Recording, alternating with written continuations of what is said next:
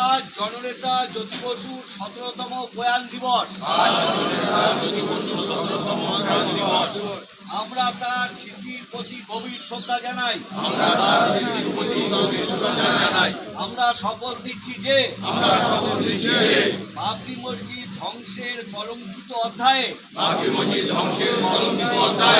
জননেতা জ্যোতি বসুর সেই ঐতিহাসিক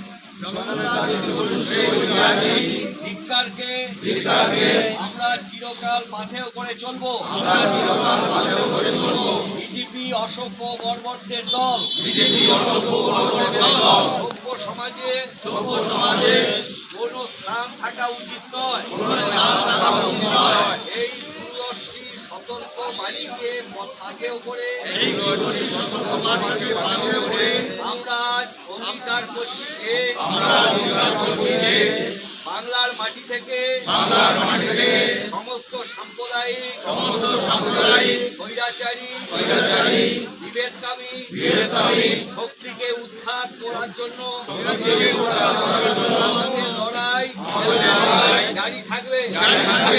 আমরা বিস্মিত হব না। জননেতার সেই ঐতিহাসিক পর্যবেক্ষণ আমাদের সবচেয়ে বড় অপরাধ হলো এ রাজ্যে বিজেপিকে ডেকে আনা। সংকীর্ণ স্বার্থে যারা এই সাম্প্রদায়িক বীজ বৃক্ষকে বাংলায় রোপণ করেছে, বাংলার মানুষের কাছে তাদের অপরাধ আজ প্রমাণিত। আমরা তাদের বিরুদ্ধে মানুষকে সঙ্গে নিয়ে লড়াই জারি রাখবো। এই দুই অশুভ শক্তির বিরুদ্ধে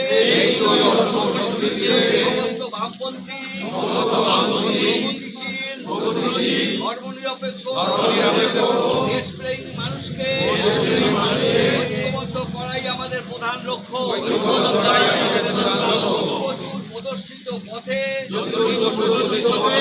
উন্নততর সমাজ ও অসাম্প্রদায়িক বাংলা গড়ার লড়াইয়ে আমরা নতুন করে শপথ নিচ্ছি। জননেতা জ্যোতি বসু অমর রহে।